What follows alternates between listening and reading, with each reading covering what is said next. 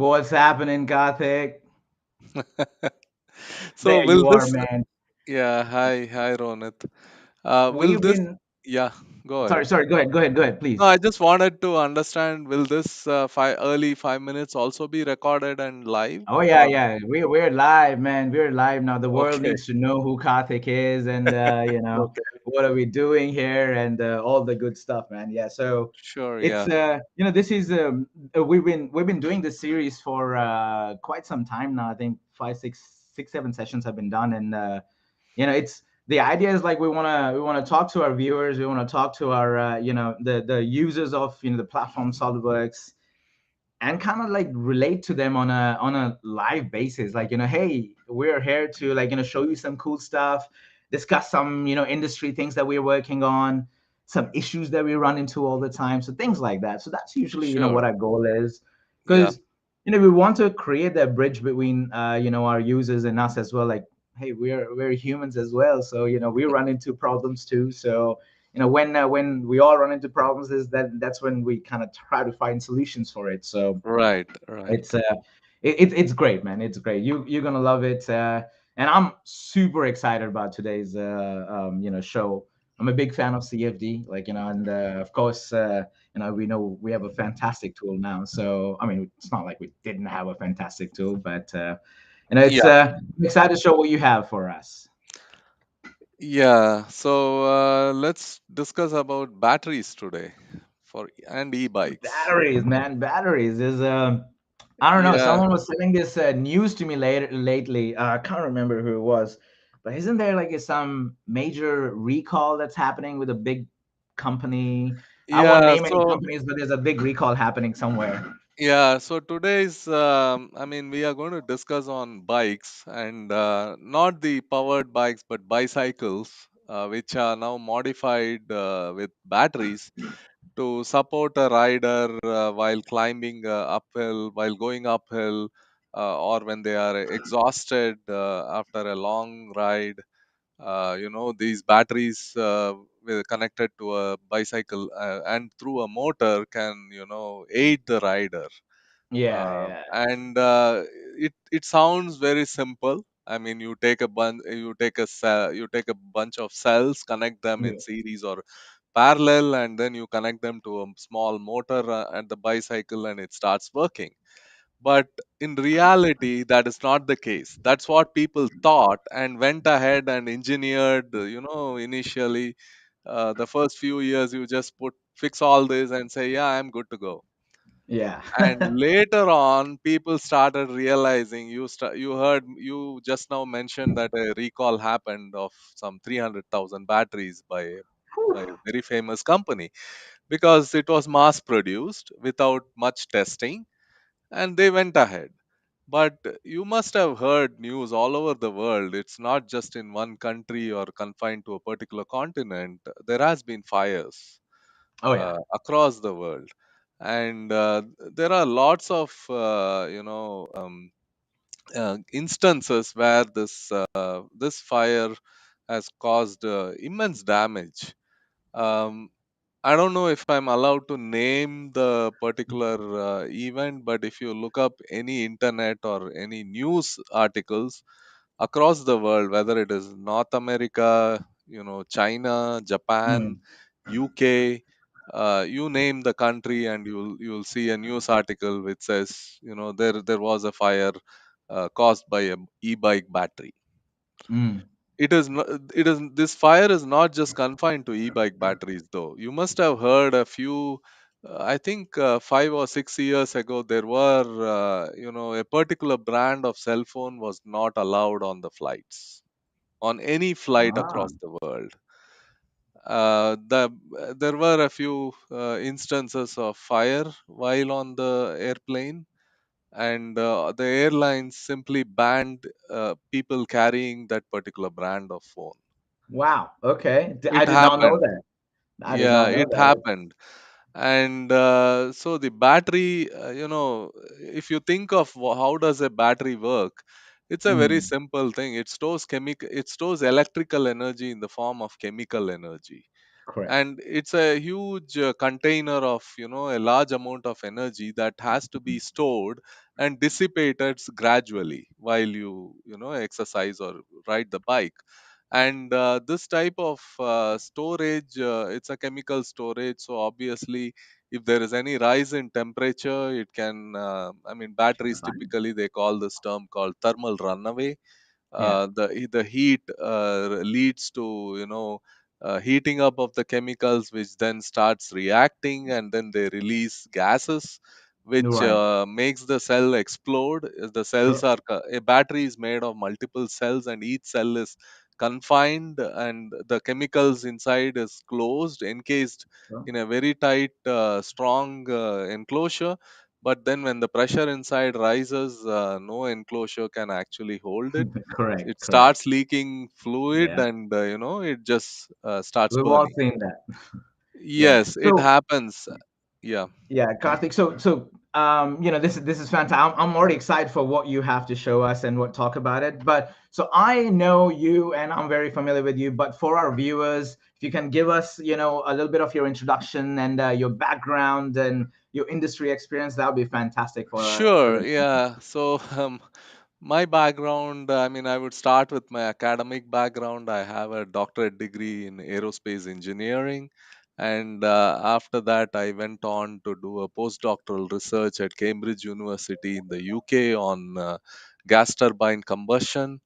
And after that, I joined industry, worked in the field of gas turbine combustion for a few years, and moved over to during that time I was also involved in both combustion and vibro and acoustics. And then I got an offer from a rival company to Dassault Systems, where I worked for a few years working in vibroacoustics. And for the last 5 years, I've been with Dassault Systems based out of India. I've worked in Europe and in the US. I worked in North America, lived out of Detroit, and managed the business for a rival company before joining Dassault Systems in India. And then I think I moved over to the 3D experience platform role, FMK role, in February of this year. Prior to that, I was supporting one of our industry famous product called Wave 6. I have been with customer support for the last 15 years, interacting with customers, supporting them on technical aspects, helping them out solve really critical engineering problems through my support of the software. And I'm continuing that role, and I've done such seminars in the past. Sure. But the last 5 years, this is my first one in the last 5 years. Prior to that, I had done quite Sure. extensively. Yeah. So Things that have is my changed a little bit. background. Yeah. Oh, that's so not just as an extensive background in like the knowledge that you have. You've got experience and industry experience, and you've like been around all around the world too. So you Yes. know how standards work around the world as well. Correct. So Correct. but that's Yes. that's So amazing, man. one of the things that we do, whether it is vibroacoustic presentation or CFD or anything that happens in the industry, is driven by primarily regulations, the local Right. regulations, which says if you notice any product that is sold, you will see a CE mark, FCC mark. Even for food, you will see some kind of a standard which tells you that this is of a good quality. It kind of Right. gives the consumer the confidence to invest in that product, and it provides you a certain amount of reliability. And this is true across the world. Each one has their own standards. And if you look at the developed world, it is mostly Japan, Europe, and USA, east west, east to Sure. west. But Sure. then all the others also have standards. It's not like India doesn't. India has its own standards, which is either uh, got from Europe or US or Japanese standards, or they make their own standards today. One example I can give you is India has leapfrogged from BS4 to BS6 in automotive pollution standards. And Europe last year was still in BS4, BS5 actually. So it's So more stringent in Europe. more stringent in India actually. It used Oh, to in be more India. stringent in Europe and US when Okay. it comes to automotive standards, but Right. Since last year, India has become much more stringent than these two countries, and as you know, Oh, really? Japan is much more stringent than Europe in on many fronts. There are Right. different standards for pollution, noise. Noise leads to health and safety issues. Now, fire standards have always been in place. Yeah. It's not new to us, except that when you introduce a new product, the standards seem to follow after some accidents have occurred. Unfortunately, that's what Unfortunately. happened with the e-bike batteries. E-bike batteries, if you look at maybe a decade ago when someone invented or thought about this, and put fix these batteries on wheels and started driving on the road, there is one of the things that comes to is, for a bicycle, Mm. there is no necessity to obtain a license, or there is no regulation, and so on. You drive Right. a bicycle, as long as you can balance and ride it, you just go ahead and ride it. There are only zones where bicycles are not allowed. Sure. You don't have a regulation which says, okay, you must be so much years old to ride a bicycle. I mean, even a kid can ride as long as Right. you are able to balance. Likewise, when they fix these batteries and motors to a bicycle, nobody bothered about, should we have a regulation which says, as long as, I mean, when they fix the motor and the battery which had very low power output, it Mm. was only to assist the bicyclist for longer rides and so on. uh, you wouldn't think that you need a regulation, because Sure. there is no hazard, there is no I mean, you're not going to exceed a speed limit. I mean, how much ever you try with a bicycle, you can only go at a certain speed. I'm not talking about the sport bikes and sports people. They can go all the way to 70 miles or 60 miles per hour on a good day, but a Average people like typical us. average person like us on the street will not go at those speeds. We are going to Right. drive carefully, and so there is no regulation. But once people started, riding these bikes, and you started having some fires here and there, there has been a wake up call for governments, and now we do have regulations even for a e-bike battery, which Great. is considered very low powered. And there are, I mean, the main regulation is primarily driven in the US. They call it some kind of a UL 2849. That's what it's called, a voluntary regulation, where you know as long as the manufacturer voluntarily tests and gets it certified by a third party, it is okay, but it is still not very stringent. And Right. one of the states in the US, like New York, has made it much more stringent and specific to New York, stating that you know they have to go through some of these regulations Got it. for the bicycle batteries. So In your this is Yeah. so this is Karthik, where where the tools that we work with, they come in and we're able to do testing before the bad things happen, right? Yes. So what we do here is, in the FMK, we try to mimic, or we simulate and predict what would be the temperature rise. Now we all But know that the fire happens only when a temperature in a battery rises above a typical temperature that is quoted by all manufacturers, not just e-bike, but if you take an automotive battery as well, is right. roughly about 55 to 60 degrees centigrade. That works to, I don't know in Fahrenheit, but typically it is the,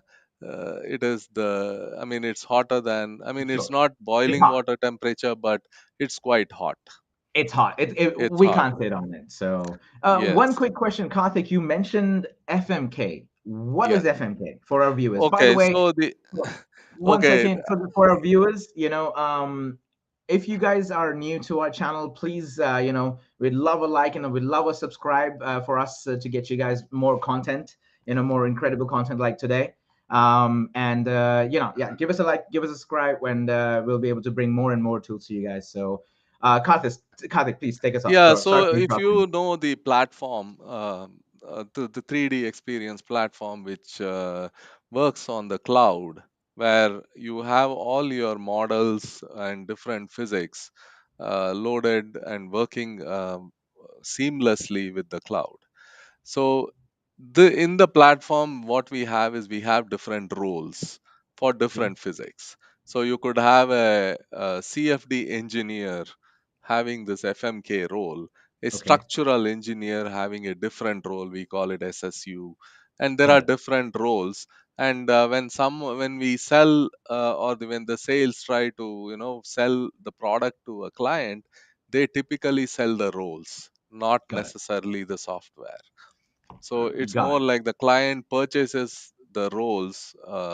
It could be converted to a certain number of tokens, but at the end of the day, if a customer has a particular role, they will be able to do certain physics. And the FMK happens to be the role corresponding to the CFD analysis Got that it. can be done in the platform. And Awesome. uh, and you need to do CFD for these batteries. If you think of it, the battery of an e-bike has several components. When we talk about heat transfer that happens from the cell to the outer casing, we are talking about conduction, convection, and radiation. Convection is primarily driven by air circulating both Really inside good. and outside the cell. The radiation, of course, may not be really relevant for this because the temperatures are not the temperature differences are not very significant.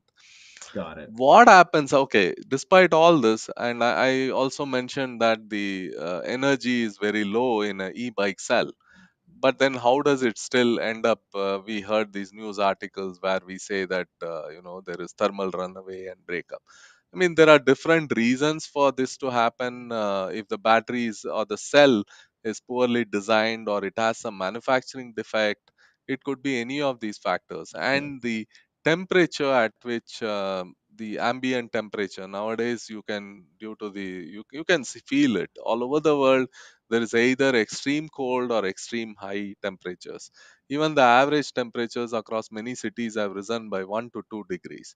There are parts of the world, for example, if you look at Death Valley in California, you will probably see temperatures of around 55 degrees centigrade. It I was has just been, there last week. It was awesome. yeah. so so I mean, reaching 55 to 60 degrees is not going to be very difficult. There are Right. parts in the world where you have ambient of 40 to 45 degrees centigrade. You just have to raise by 10 degrees and you are done, your battery Done is too. cooked. So um, Feels like summers in Delhi, man, are like that. So, yes, it's Delhi summers are 48 degrees typically, dry heat.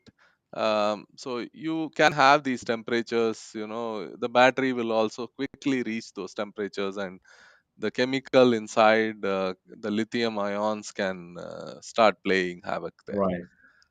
So, So will we see some FMK tool today and see how you set up these battery simulations? sure, I will show you. I can show you Oh, that. Let me start this. Okay, so I'm showing some results already. Let me go great. back and show you how a typical battery looks like. Um, you know, if you look at a e-bike battery, it has, so this is a typical e-bike battery, which is the outer Okay. sleeve. So if I hide the sleeve, you'll see that it is made up of cells, and cells in each block. You have those 10 cells, in each of these Yeah. blocks, and they are connected in series, and it will provide, and these cells themselves are in parallel, the 10 cells, and then you have them in series. There are some plastic partitions between them. You have some fastening made again of plastic, ABS Okay. plastic, and then we have this cells kept in place by holders, this black structure that holds all these Brilliant. cells in place and ensuring that there is some minor spacing between each of the cells. And Got it. you have this system, and they are then connected. Although I'm not showing wires in this case, they are obviously there will be some bus bars and wires that will be used to connect it. And these are some hollow spaces. Let me hide one of these, Hmm. where you will find the cell PCB, which controls the battery. We call it battery management system, Got it. which is nothing but a circuit that ensures that the if the temperature in any of these cells rises by beyond the safety limit, it should shut off and stop providing energy, stop supplying current, and it can also regulate the amount of current supplied, and so on. So this is the typical geometry of the system. And what we are what we will do here is, if you notice, there the spacing between them is filled with air. So the Okay. air currents can generate due to the heating of the cell. This cell sleeve itself encloses completely, although it appears to be open in practice. Portion and the other portions, both sides are completely closed. The reason is we don't want any water to seep in. If you park your bike in a in the Sure. exterior where there is monsoon or rains or snow, we don't want the cells to be exposed to water, so they are completely enclosed for climatic reasons. So the So way airtight, the heat, or it'd be yeah, watertight, correct? yeah, they are It'd be a watertight watertight. Yes, container. That means. yes. And so what happens is, if each cell generates a very small amount of energy, how is it going to dissipate that energy, the heat energy? So that is what this entire exercise is all about. So typically what we have estimated is, under normal operating conditions for such a typical battery, a cell would dissipate roughly about zero point 0.2 watts of energy Okay. in the form of heat. And you Okay. multiply that, there are roughly 10 times 4, 40 cells in this. So zero point 0.2 into 40 will give you 8 watts of energy generated inside. Yeah. And Makes sense. because of this, the heat generated has to get dissipated. So if you look at the mechanism by which heat gets dissipated, is one is conduction. Because these cells are always in contact with this cell sleeve, you are going to have a direct conduction between the cell surface and the cell sleeve. So the cell sleeves are Correct. going to get heated, and then you have air circulating in all these gaps. So the air, being not a great conductor, it's a bad conductor in fact of heat. It will still, because of the fact that it is in contact with a heat source, it is still going to get heated up, and it will Got it. start moving around, circulating, due to, we call it buoyancy driven circulation.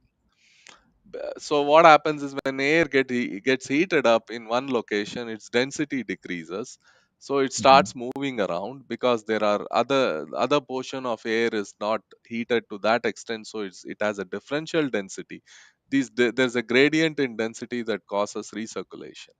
Now, due to the recirculation, there is a generation of uniformity in terms of temperature within the air zone, which then Got it. transfers either through the air to the sleeve, as well as a direct contact with the sleeve. This entire outer casing gets heated, and while the bike is riding, the outer casing gets exposed to the air. So we have some convective heat transfer happening, and that once the sleeve gets cooled, there is again a gradient of temperature, which makes the whatever the cell generates gets he slowly heats up the sleeve, and then you start having dissipation. Now, Yeah. So there's in quite a you lot going on in terms there of is a lot conduction of and physics. Yes, convection. there Yeah. is a lot of physics that is happening here, in terms of temperature and conductivity. And if you look at most of the parts in this, they are not metals. They are not made of metal. So Correct. you are going to see there is some gradient, but it is okay as long as you start from a reasonable temperature, like 27 degrees or 300 Kelvin or 310 Kelvin. You can see a rise of 10 degree under the worst operating condition. The reason is, Okay. what do I mean by operating condition? You can have a rider, utilize the energy coming out of the cell partially. They don't always use the full energy, and It is only to support the rider, and in that way, in that sense, the batteries are not subject to releasing a lot of electrical energy. It's not pulled out. But when we do an analysis, we assume the worst case scenario. We start with a temperature which is really bad, like let's say 300 degrees Kelvin or 28, 30 degree on a 30-degree day. And then we also assume that the current is being pulled out at a rapid rate for 1 hour. So for example, this battery is a, if you look at its overall energy content, it is about 720 watts, which translates to, if a rider uses the cell for 1 hour at its maximum capacity output, the cell will get discharged completely in 1 hour. Got it. If he were to use half the energy, he can use the energy from the cell for 2 hours. Hmm. That's how it works. Yeah. But the worst case scenario is extracting the full amount in 1 hour. So the 720 watts is going to be extracted within an hour, Oh, no, no, no. and your cell is going to get heated up, and this entire process is going to continue, and we still have to make sure that the battery, the cell temperature and the casing temperatures don't exceed this 55-degree limit we have set for ourselves. Got Because it. if it does, then you are risking all these Sure. components to fire. Yep. So this is something that can be done and predicted fairly accurately. You don't have to, do a test and say this. You can do a lot of virtual. I mean, this simulation is nothing but virtual testing. You can, make design changes based on this. If we think that the cell spacing is not sufficient and we want to increase it, we will have to, we can make design changes and look at how the temperature rise can be controlled. And this is where, the platform and the FMK, the fluid mechanics role, can help you. Now I have set up this model already, and I've done some calculations for the temperature. So I So, assume that, Karthik, quick yeah, go ahead. quick question on that model setup. So I'm sure, like, for since it's a fluid dynamics, CFD study, you have some boundary conditions you've added, you have some inputs you Correct, added, correct. and Yeah, some I can results. show them. Can you, So yeah, yeah, I'll go through a them. quick dive So into it? yeah, yeah. So if you look at it, one of the key functionalities in the FMK, in the platform, is that we have something called analysis assistant. So even it's a very intuitive setup, which will easily help even a novice user. A person who is not familiar with the platform will still be able to set up this model as long as he understands the physics and knows what he wants to do. So for example, you start with this first one, which is the model. I've already set it up, and the moment I click on model, it shows me all the domains. So Mhm. typically what you need to tell the software, these are my parts. That's the first thing you need to tell. And then you have to provide, because this is a heat transfer problem, you have to provide the properties, the material properties of each of these parts, which includes specific heat capacities. um, and with a so that is something that you need to provide. And this So, quick model setup, question, yeah. Karthik, quick question. Sorry for interrupting you again. I mean, this is such good information. I have so many questions in my mind, So you mentioned that all those different parts have different materials, and Yes, all these material need to have their, physical properties in there. properties, yes. Where are you getting all these materials from? So as a designer, right, you know what these cells are made of. One way to obtain is, I mean, if you are working, if you are the designer, you already know them. I mean, you are not going to say this is steel when it is made of ABS plastic. So you will, you know what it is. Typically, you may get these supplied from a supplier. A supplier that manufactures a particular part ideally should know what their um, what is the property of their part. If it is not known, we can look up some standard material properties available online. You also have some databases. I'm sure we also have our own database uh, that has been built over time. It is typically you obtain it from your supplier. The manufacturer should know it. If they don't, as a OEM, you can actually push them to do tests and find out what those properties are. Oh, that's neat. That is Yeah, neat. you So, can always get them, get these properties. It's so not we've so got a difficult. material library database inbuilt that we can Not select from. inbuilt. We do have, when we work, we do have some basic database that are extracted from internet, from publications.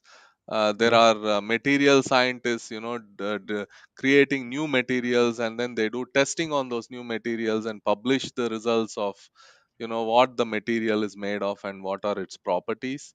There is always, of course, there are certain materials for which we will never get those properties, especially from there are some proprietary materials we will never get those properties. But this is something that is openly available as far as the e-bike battery is concerned. Got it. Got it. So one quick comment to our viewers would be, hey guys, we want to keep this very interactive. So you see how I'm just asking questions to Karthik. Please leave your questions and comments in the chat. We'll be able to address them. So if you have any questions with what Karthik is showing or CFD or anything, please bug us. We love hearing from you. We love understanding these questions, and we'll be able to address these. So sorry for that Karthik interruption again. Please go No, ahead. no worries. So, if you look at the way the model, once you set up the model, apply the material properties, define what is my fluid region, then we define physics. There are two physics that are very important in this particular problem. One is the solid physics, where I spoke about conductive heat transfer, convective heat transfer, and radiation. Of course, radiation is not relevant in this case, so I toggle it off, but then I still retain the conduction and convection. And Cool. then there is also the other physics, which is the flow physics, that also needs to be accounted. And because the flow is happening at extremely low velocities, or in other words, we don't have turbulence, so we do it as though it is a laminar flow. And once we have set up the physics, we define the boundary conditions. And the boundaries, boundary conditions are typically what would be the, let me show these boundary conditions quickly.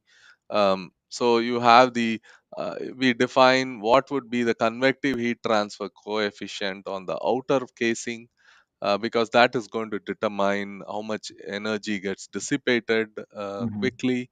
And then we also have flow boundary condition, which is the no slip boundary condition, which is a natural boundary condition. And then for the walls, we have the adiabatic condition, and so on. Got it. Then once we have them, once we define the boundary conditions, we have to define the load of the cell. And that is done. I mentioned that the entire battery capacity is 720 watts. But we are not interested in the electrical energy that is being discharged. What we are Right. interested in is the heat energy the Um, cell generates as part of this chemical discharge process. And that heat energy is a very small portion of the electrical energy. If you recall, most electrical machines and electrical devices have 95 plus percentage of efficiency. In Wow. other words, the losses are very, very minimal. A motor nowadays comes with 99% efficiency. Wow. Yes, a motor and all these electrical devices. That is also one of the reasons why we want to move towards electrification, because the efficiencies are like immensely high. And in this case, you will see that for each cell dissipates about zero point 0.2 watts of energy as heat. This is the worst case scenario I'm talking about. 0.2 watts. So multiply that by 40, you get about 8 watts of energy, which is what I'm going to define as load in my case.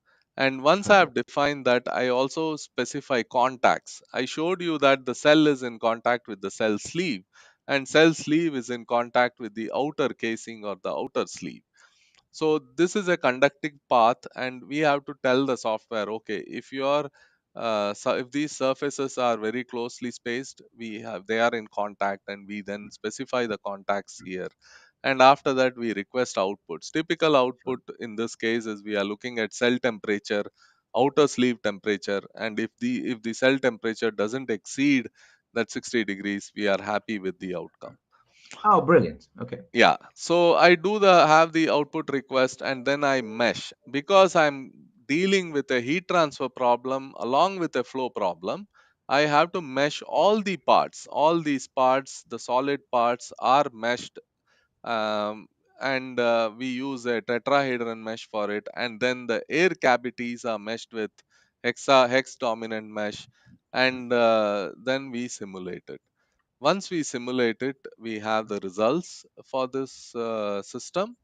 So you have And the, Karthik, quick question on the meshing. You have the ability to do multiple different types of meshes. You mentioned you did yes, tetrahedron on the parts yes. and So for hexa. solid meshes, we can do sweep 3D mesh or tetrahedron mesh. And typically for the air, the portion region where there is air, we typically use what is called hex dominant mesh, which is a idealized, a very good mesh, especially for fluid flow simulations. And then I am showing you some results of I mean I'm showing you some results where it shows this initial image was the gauge pressure, um, which due because I have air inside, and this is my Sure. temperature result. So let me bring my temperature color bar Wait, to so highlight for from this. the colors, it looks like it's working. Colors, I don't see any red, Karthik. I mean, does that mean it is Yes, working? exactly. But there is somewhere there is a red, and that is the reason why that color bar is showing that red value. Um, because I'm currently displaying only these parts, some other parts need to be displayed. So let me go here and start showing. So that setup you did of this FMK study, some previous boundary conditions, some inlet velocities, and of course defining all the material properties, defining the temperatures, and then meshing. Yes, yes.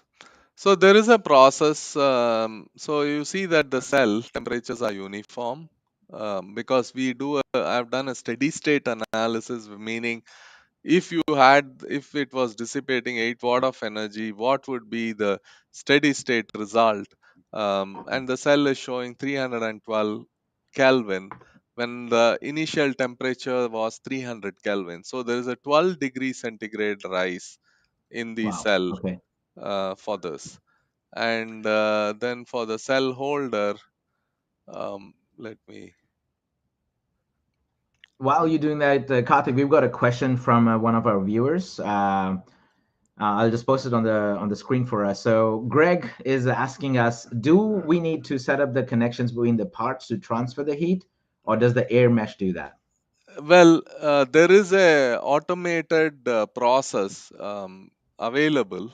In fact, the contacts, I explicitly did the contact to make sure that I'm not missing anything. But there is an automated process which takes care of the contacts. In this, I mean, I could avoid specifying externally. The automated one will automatically detect, based on the distance parameter you specify in the contact.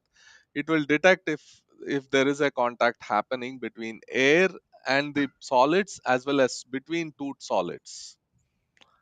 But what happens is, with automated things, sometimes, if you don't know the actual spacing between them, you may miss out on it if I don't specify the correct distance. So in order to avoid that, what I did is I explicitly created a few contacts because I know that they are in contact, and I want to make sure that there is no ambiguity. um, and so that is the reason why I mentioned that I specified it. But it can be done automatically by the software, if you know the spacing between all these different Got it. parts, then you can specify the correct values. That makes sense. Well, Greg, I hope that answered your question, sir. Okay, Thank you so for if that, you look Karthik. at these temperatures, right? The temperature is roughly around 300, 305 Kelvin for the outer casing, which is good, well within the limit. Sure, And yeah, I mean, this is the typical analysis. Of course, you can go deep into the system and look at what are the gauge pressures, what are the velocities, and so on. But the primary reason we are doing this analysis is to ensure that nowhere in the system the temperature is above 55 or 60 degrees. That's our goal for the worst got operating it. scenario. And in this case, it is fine. So I'm happy with my result, but I may not be happy with these type of results all the time. Sure, There may be instances where this if I started with a 300 Kelvin, which is like 27 degrees centigrade temperature, but it could be that I may have to start if the ambient is at 48 or 50 degrees. Then sure, if it rises 12 degrees, I'm done. I cannot get this battery certified. We will have to make some design changes. We may have sure. to change the material of some of these internal parts so that it has better conduction and then dissipation of heat much more rapidly than what this current system is doing. This is Alternatively, fantastic. I may have to control my discharge rate or of the cell by appropriately redesigning my battery management system so that lesser output is generated when the temperature rises above a certain point. That those type of altering the circuits is possible, but then it adds to the complexity. You have to have a designer redesign the whole thing. So Got it. we try to make whichever is the easiest change that can be made is the Sure. way forward for a good design. Easiest, and of course, got to keep the costs. Cost low, Company yes. can't make Yes. the outside shell with unobtainium, and it's now it's like $1 million product. So, Yeah, but yeah. this is fantastic, Karthik. I know we're kind of running out of time for your Yeah, session. I I know think we we've got could yeah, for another today. fantastic person, another fantastic FMK expert on ready to show us, what they want to share. But it's been an absolute pleasure, Karthik. I hope you enjoyed sharing your Yes, knowledge with the world as definitely. well. The same here. We will we'll catch you soon. So, all right, Sure. Yeah, yeah. Thank you, Ronan. all right. Cheers. Okay. Cheers. Bye Bye. bye.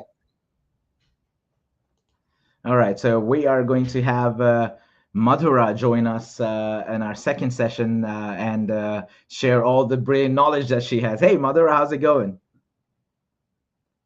I cannot hear you. Are Oh, you can you hear mute? me now? Loud and clear now. Yeah, There you great. go. Hey, welcome, Madhura. Welcome to our YouTube live channel and on our CFD episode. Um, Thanks.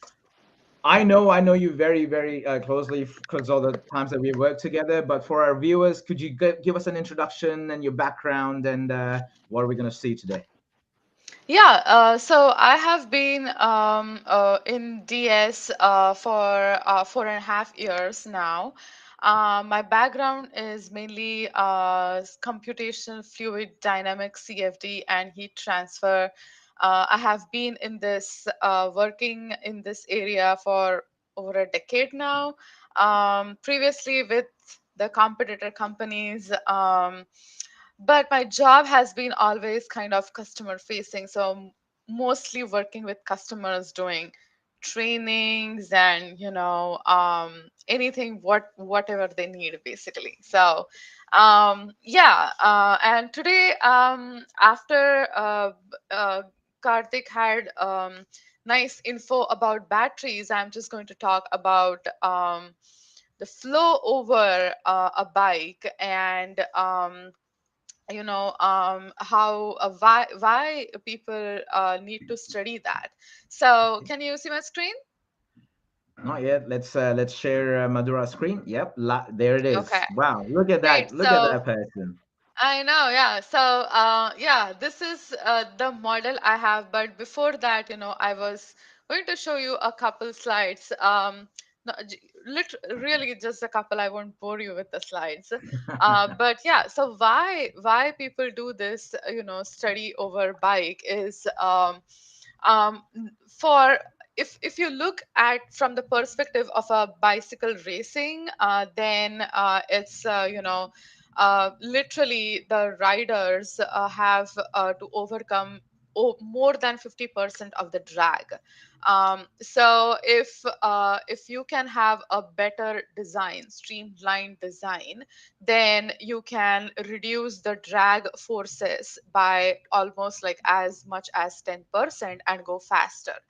um, but then it also means a lesser number of lesser drag force means lesser amount of resistance or effort put in by the rider. So not just for a bike race, but even if you're using bike, like I have some of my colleagues use a commute to work every day. So even for those kind of bicycle riding, why not? It's great if you have to you know have 10% of less effort for your commute and not sweat till you reach your work, so Oh, trust me, um I know how that goes. One time I did not make it to work because I got too tired on the way. yeah. Right. So that's one of the things. And then from the pricing perspective, for again, this again goes for the bike racing perspective. When bikers are trying to come up with a streamlined design, they put even the bikes or the helmets and even with the rider in the wind tunnel. So wind tunnel is not just typically seen as aircraft and car thing. But wind tunnel tests can also happen for a bike, Sure. and they kind of tweak and tune your bike or so that you have lesser drag and Sure. can kind of give you some design suggestions. Those can be pricey.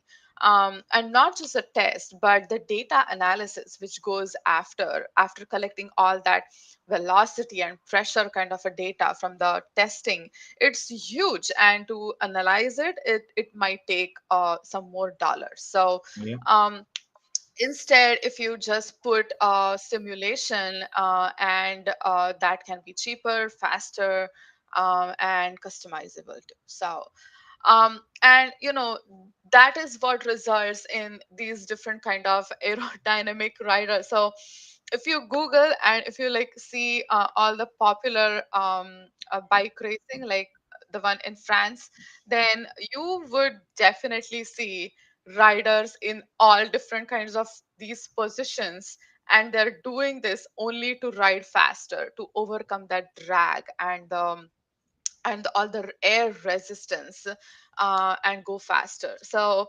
not recommended all the time, like some of these positions are so dangerous. uh, The Superman position is my right. favorite. That has to be the fastest one. Yes, yes. But they kind of argue that is it then actually biking, because he's not Hey, really doing anything.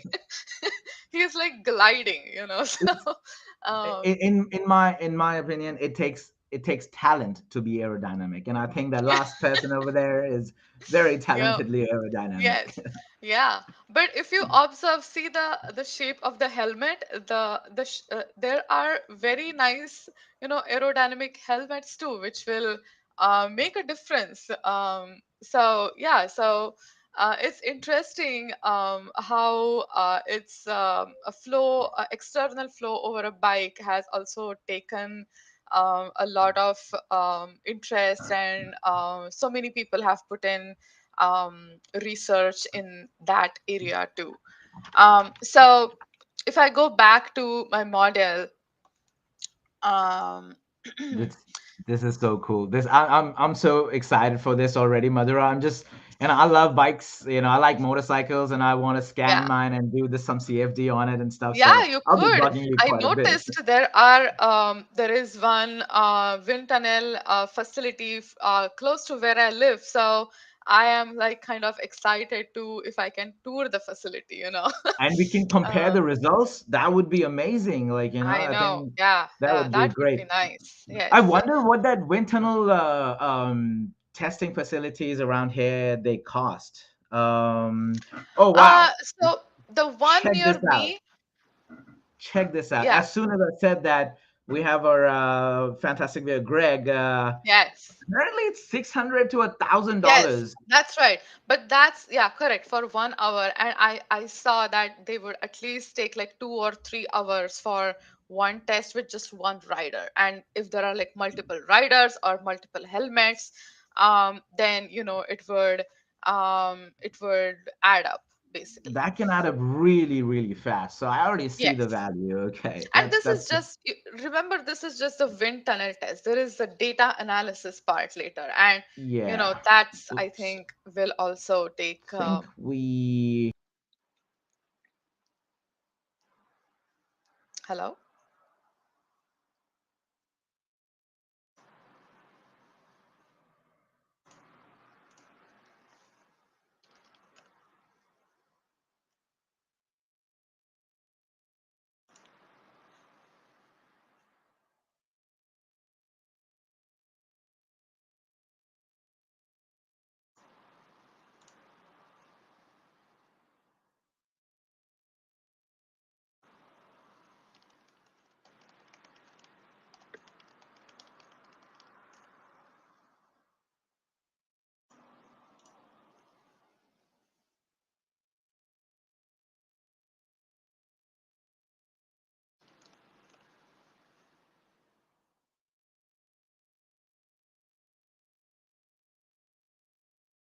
Can you hear me?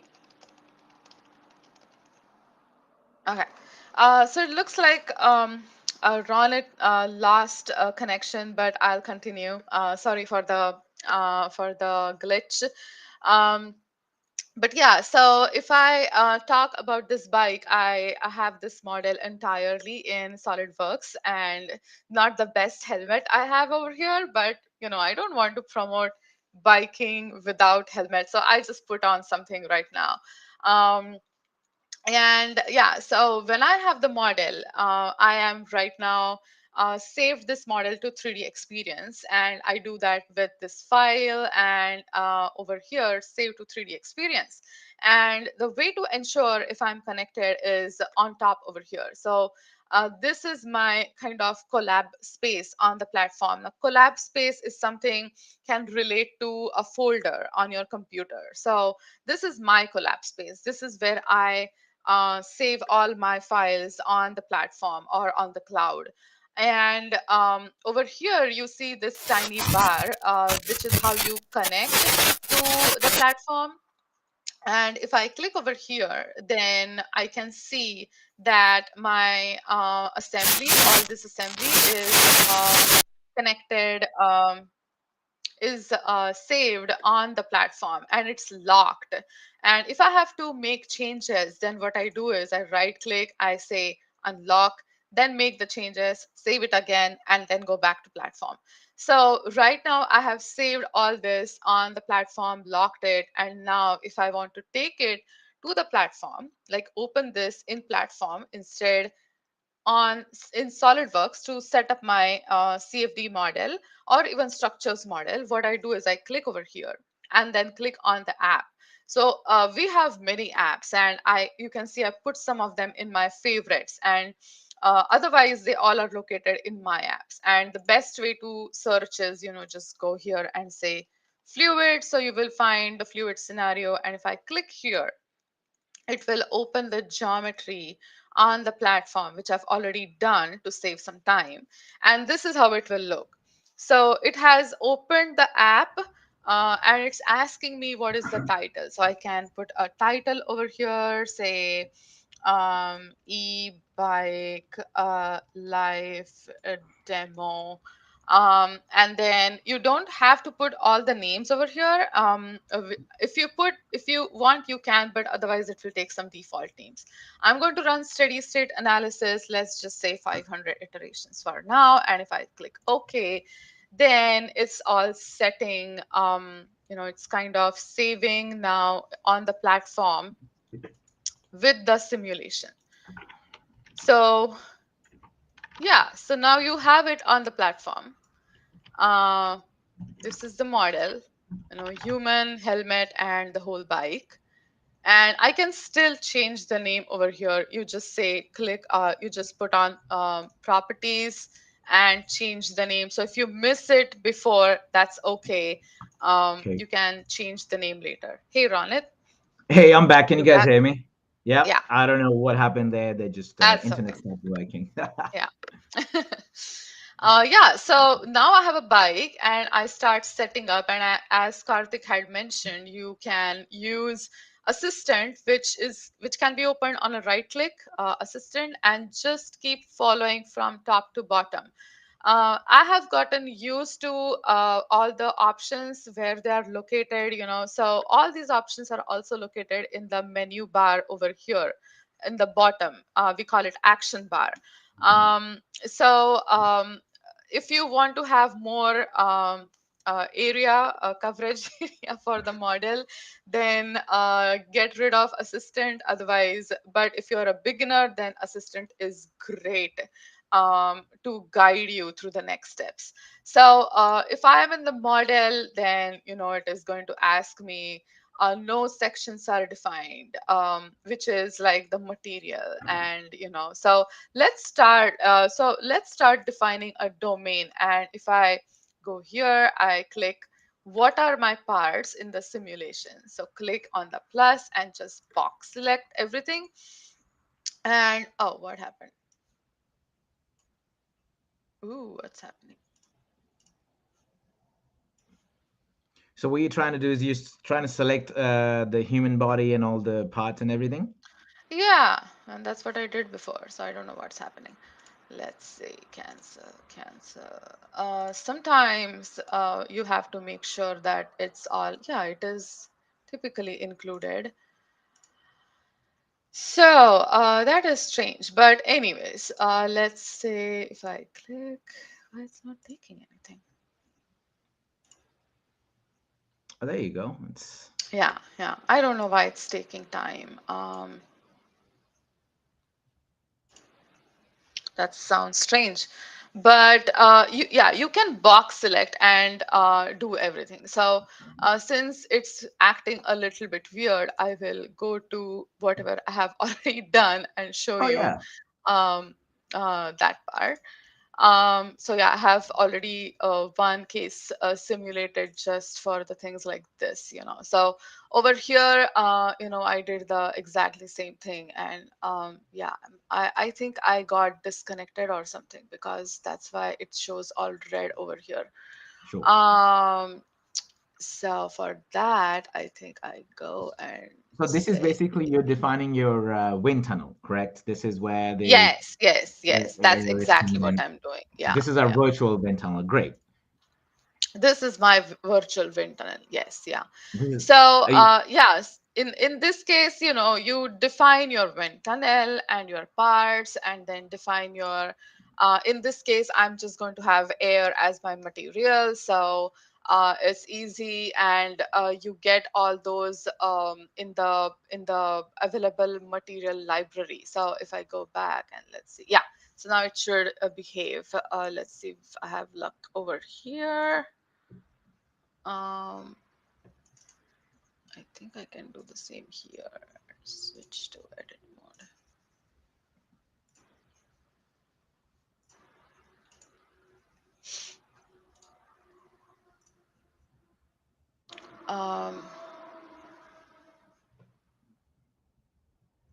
Anyways, I'll just keep on showing. sure.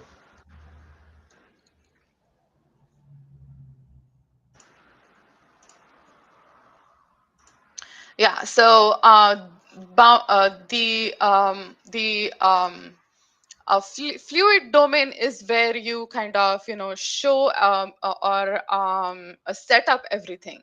And over here I did in this, if I again open from whatever I have set, I have Sure. all the parts with just box selection. So it selected like 600 parts of from the bike and the human and the helmet.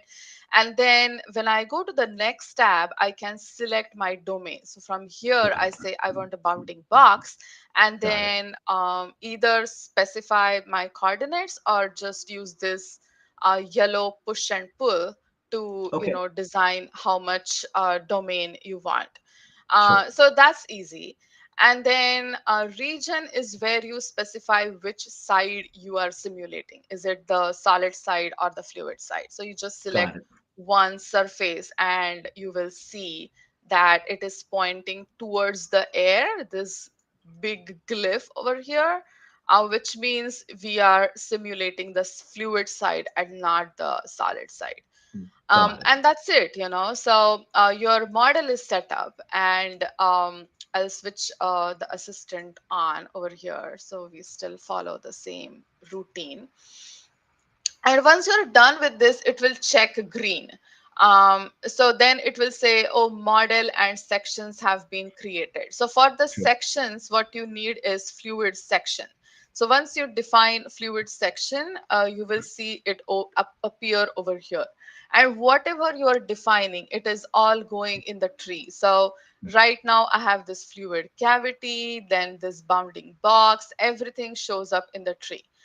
Got it. That's from where you edit it. And then the section is where you specify air material. And so I have already selected from this lens. So I went here in the lens, I looked up air, and it has um, or something which I already recently used. Sure. Then it will show up all those properties, and you can just select air. If not, you can even define a new air of your own with maybe different, a little bit different properties. And yeah, so I have a lot number of things which I have used recently. So Sure. uh, Many uh, modified airs and many modified waters. yes, yes. Right. So yeah, so then once you have defined that domain and a fluid section, you are mostly set, and then you next go to physics results. Sorry, physics, setting up the physics.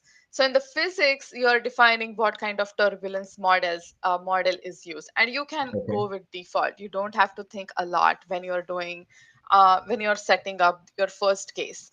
Sure. But typically, external flows, they use something called SA model, which is called Spalart Almara. So very complex name. So just remember SA model. Over here, I have used RE, realizable K epsilon model, but don't get bothered by all these names. Just use whatever is the default. That's fine. Over here, I'm not doing any thermal effects like Karthik did. It's just flow over the domain. So I'm good over here, and click OK, and everything is fine. Got it. Um, when I do this, all the rest of the things will get populated automatically. Like initial conditions will get populated. There will be one output request, which is like the default one, and I have created some more. But the most important thing we need to define is boundary conditions, and you can already see these arrows, right? So Sure.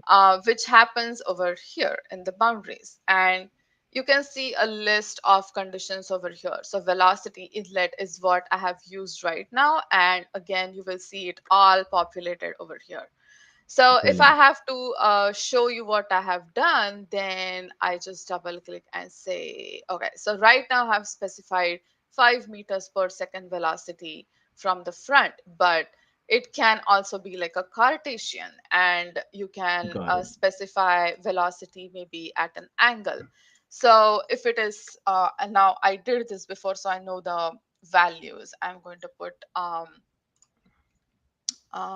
so if I do this 1.71 and I think 3.42, then it's 20 degrees angle for a magnitude of 5 velocity. So you can see that yellow bar is slightly Yeah. Okay, I see. That's right. cool. Yeah. Okay. And I did this already, just to show our audience. So if I go to my other simulation, then this is how it is. And in the scenario, you will see that I had, two surfaces of my domain set to velocity inlet, but at an angle. Got Um, it. So it's all coming in on the rider at an angle and then going out from all these two surfaces, you know. Got it. So you can specify anything, and then any kind of velocity at any angles, maybe from top if you want. um, but in this case, I have my top just as a default non-slip condition. um, Wow, my silly brain just started thinking, oh, what if I can circulate the air and can I create a tornado with like just kind of spinning the air around this guy? you could define a function or something, but not with the with this default, like this. These ones Sure, over like, here are very simple, but you could yeah, put in some user defined that's equation, fine. at the inlet, and define whatever you want, Yeah, as and long put the as you can define rider it. through some real storms. Yeah. Yes. This is So great. This yeah, is awesome. yeah, and then once you have all this set up, you can define, the best thing is, I think you could use all these velocity conditions or pressure conditions to define your output requests. So Sure. once you define inlet and outlet, it will automatically create a output request, which kind of monitors your velocity and pressure at the inlet or at the outlet, like a average pressure, average velocity. So you don't have to recreate it, because Sure. most of the times those are used to judge your simulation at the, like, how good or bad your simulation results are. So they're auto created, but then you want typically to know what are the forces in this case. So what I did was, I just created one, a wall. No, what did I do over here? Let's see. So I have outputted force just on the human and the helmet right now. So I only selected human and the helmet and said, forces. Show me what are the forces. If I do forces total, then it will give me combined pressure and viscous force. But I Got it. could request two separate forces also. Um, so yeah, so once I have all these set, I run the simulation, and then the results, it will give me different contours of velocity. So some of these you can see over here. Even in the other simulation, I think I had some ISO surfaces created. But yeah, you could do then all kinds of post processing, and then even plot your forces. So if I go to my results section and already plotted the force which was requested, Sure. then where did it go? uh, okay, activate. Yeah, so There he these were is. my forces, X, Okay. Y, and Z direction on the human, just on the human, but I could Okay. request it for all of um, Right. all of the bike too. But considering the geometry of the bike, the resistance comes mainly from the human, Sure. um, from yourself. So over here, that's what I did. Um, that is the greatest resistance. Your self body is the Correct. greatest resistance when you're riding. um yeah, so Especially during the winter times, I am very correct, resistant on a bike, because correct. I um I eat a lot during winter time, so I gain some weight, so I'm more resistant on the bike. uh, That's right. so just to let you know, Madura, we're got about wrap up in about a couple of minutes, Okay. So Yeah, do you so have are any? there any questions? There are no questions so far, but you've done a fantastic job. I'm interested. Do Great. you have any cool plots you can show? I mean, the setup has been great, and it just keeps Yes. it intrigues me more, like the possibilities that we have and we can do with the CFD tool, with the things that Karthik showed and the things that you are showing. I mean, Mm-hmm. it's fantastic. I mean, Yeah, I can use it yeah. for every sports that I play. Yeah, and the external aero nowadays, I'm showing it for the whole bike and all these things, but you can they do it just when they're designing only the helmets or only the tire rims. Yeah, It doesn't have to be every time. I mean, it that analysis over all these can help a lot in making the product or the bike or the helmet better. And that's how they have very thin tires for road bikes and maybe a little bit fatter or broader tires for mountain yeah, bikes. um, yeah, so when you ride both of these bikes, you can definitely sense how much more effort you have to put in when you're on a mountain bike versus on sure, a road bike. sure. Yeah, so that's the difference it creates. um And you yeah, want to so be for able to the understand. You want to be able to understand and learn these differences before you get your product out there, right? So you want to be able to correct, correct. upgrade your design. Okay, Yeah, yeah. So I already generated some results. So I'm just going to see if I can load them. Um, but yeah, streamlines and there is everything you could create. I just have to switch on the right view, and you should be able to see the same plot, I think, which was put in for the um, the wind coming at an angle. yeah, yeah. So now I know what's going on. Okay. Oh, that's your colorful wind tunnel. Oh, Yeah, there it so is. this is There we go. yeah, so all over here the wind is all going on in an angle. So Side, yeah. it's not creating the best streamlines in this case, but for the other one, let's see if it Oh, created it's anything. creating It's great still loading. streamlines. I see, and yeah, wind is always not going to go directly at you, right? So you want to be able Yes, to yes, and in this study. case, it was at an angle. So, Sure, yeah, but the streams are the way I have placed them. It's just showing right now the shorter streams, sure, and just yeah. So I can the streams can be everywhere, but this is where I have like right now placed the streams. sure. But yeah, you could I could create much. Um, Nicer. I wanted to show this, but I don't know why it's It's taking time with okay. I my mean, internet. of course, processing for. I mean, these are some very intensive results, very heavy results too, and you being able to even populate this one that's on the platform. So this is on the cloud. Yes, That's pretty yes, awesome, like, to be able to even yes. see these things. So no, this is fantastic, Madhura. I mean, what you and Karthik shared today with CFD and why these tools are important in different aspects of designs, like, he focused on the battery design and how heat and thermal energy in there is going to disrupt things and how we need to study that before. And then you took it to the uh, to the external flow and to make things more aerodynamic. So uh, this is awesome. Okay, so I think it's loaded. The last Yeah, results it's that you want to loaded. show. Yeah. Oh, So great. yeah, Yeah, this that's is how it awesome. looks, the wind and yeah, you could so this is ISO contour of a velocity. So